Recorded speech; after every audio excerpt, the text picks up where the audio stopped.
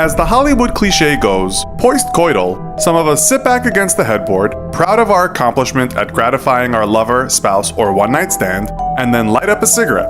How was it for you? Good enough, you surmise, as you take a well-earned drag?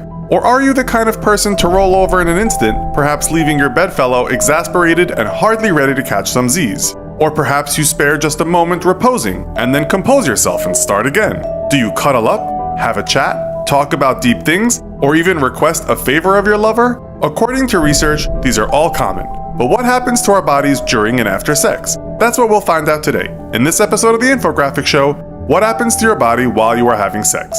Today we'll talk about what happens to both men and women having heterosexual sex, and when we say sex, we mean intercourse, lovemaking, copulation, fornication, or as the Brits say, having it off. So, let's start with the man. What happens to him? At some point during sex, men reach a point of no return. This is sometimes called ejaculatory inevitability. Pulse rate and blood pressure rise, the sperm leaves him, and his penis has contractions. Now he can return to resting and let his body calm down, which apparently happens faster for men than women. The penis becomes flaccid, and most men will have to wait some time before they can go at it again, but it all depends on age, fitness, and of course the urge to return to the hearth of passion.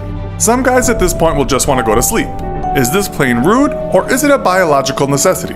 Well, listen up, disgruntled women. Science says it's natural for men to want to sleep, and for various reasons. Notwithstanding the obvious, in that it's often nighttime and tiredness might be normal, another reason is because upon reaching orgasm, men release lots of pent-up anxiety. So do women, and they might feel tired too, but it seems men sleep more after sex, according to research.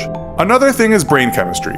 All these chemicals spill out in the brain when men ejaculate, including serotonin, oxytocin, norepinephrine, vasopressin, and nitric oxide. Some of these chemicals are related to de-stressing and the readiness to sleep. This can lead to that feeling of, phew, and then men want to relax just as they would after any strenuous exercise. It's kind of like getting a hit of morphine, and apparently that hit is much stronger when having sex than when masturbating.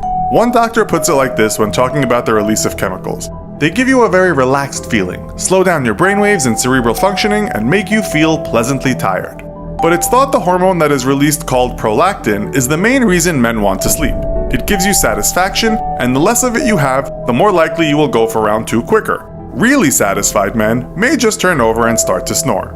Another thing is that he might want to go for a pee. The reason? It's chemicals again. Oxytocin and prolactin affect the kidneys, and this makes him run off to the bathroom. Some experts also think it's to clean the urethra from bacteria, a kind of natural need. It might also just be because he's been holding it in during all that messing around. He then finds the pee won't come out.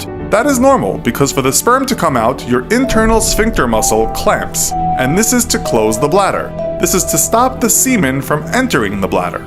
In a recent article in Cosmopolitan magazine, it was suggested that men who want to cuddle are keepers, but it also says that men who don't might just be succumbing to their own body's demands. You might find that your penis feels a bit sore, but this is just normal after all that contracting. Don't worry, it shouldn't last long. And don't be shocked if your testicles have shrunk, because this is normal too. A doctor talking to Men's Health magazine explained it like this. When you ejaculate, the cremaster muscle contracts and brings your testicles up closer to your body, giving you the perception that they're smaller. Lastly, you may get a cramp in the toe. Apparently this happens a lot, but it's just because orgasm causes stimulation in the nerves, especially S1 in the spinal column, and that nerve affects the toes. If you look at some research, it also says some men's moods change dramatically after sex, but given the release of all that tension and all those chemicals flooding out, that's not so surprising. Some men have reported feeling emotionally handicapped after a great orgasm, and that's thought to be because huge amounts of dopamine were released. It's like coming down from a drug that makes you feel happy or ecstatic. In women, the feelings can be similar, as we shall see. So, what about post-coital women? Well, women may not always orgasm. According to an article in Psychology Today, which cited a number of studies, around half of women will regularly orgasm during intercourse, about 20% of women rarely orgasm, 20% consistently orgasm, and 5% never orgasm. When they do, it's different from a man's one great push to the sun, as women have what has been called rapid rhythmic contractions. This can be quite the event, and some women certainly show this in their face, sometimes looking like they've had an ecstatic experience. These shockwaves go through her genitals, her anus, her uterus, and her pelvis, and she too will have a magnificent rush of chemicals flooding through her brain. she may experience female ejaculation, which is when a milky liquid will come out of her urethra. Don't worry women, there's nothing wrong with this. But what about when a lot of liquid comes out? A neurophysiologist from Rutgers University in Newark says it's not the same milky stuff if it comes out in large amounts. In that case, she says, it is urine diluted with substances from the female prostate. Scientists are still not clear as to why some women do this and others don't, but it's certainly not harmful. So, why are women often up for a chat about tomorrow's activities or the meaning of life, while some men are already halfway to La La Land? According to a study in the Netherlands undertaken in 2005, women are more focused than men during sex, their minds completely set to the task of reaching orgasm. This is because their amygdala and hippocampus, which regulate feelings, kind of turns off. They are at one with sex, well, at least if they are fully immersed in it. Once we've come, we return to our bodies, our consciousness recalibrates, and our emotional intelligence returns, said an article in Bustle about this phenomenon. But after sex, they switch back. And it's then they get that lovely hit of oxytocin, sometimes called the cuddle chemical. One study found that people with high levels of testosterone release less of this after sex, and men generally have high levels. Some women do too, of course, just not as much. So men, next time you turn over, blame your lack of oxytocin. And women may not experience a refractory period at all. This is the downtime men need to get ready to do it again. Note, teenagers may not need much downtime, but then again, sex doesn't always last that long for these hyper-carnal kids. Women are multi-orgasmic and they usually could just start again. But be careful there women, because sex can be more painful for you than it can be for men. Women might cramp up in the uterus, and this is due to the cuddle drug oxytocin. Let's now call that the double-edged sword chemical. There might also be some burning because of the vaginal tissues getting dry, but lubrication can help. The stinging doesn't mean there is a problem, but obviously if it persists longer than a day or two, it might be something else.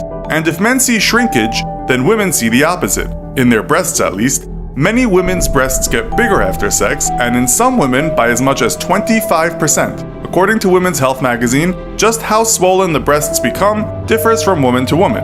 The same article also said a woman's clitoris will become very small at point of orgasm, almost disappearing. At the same time, women's nipples may become more sensitive, but this is very natural.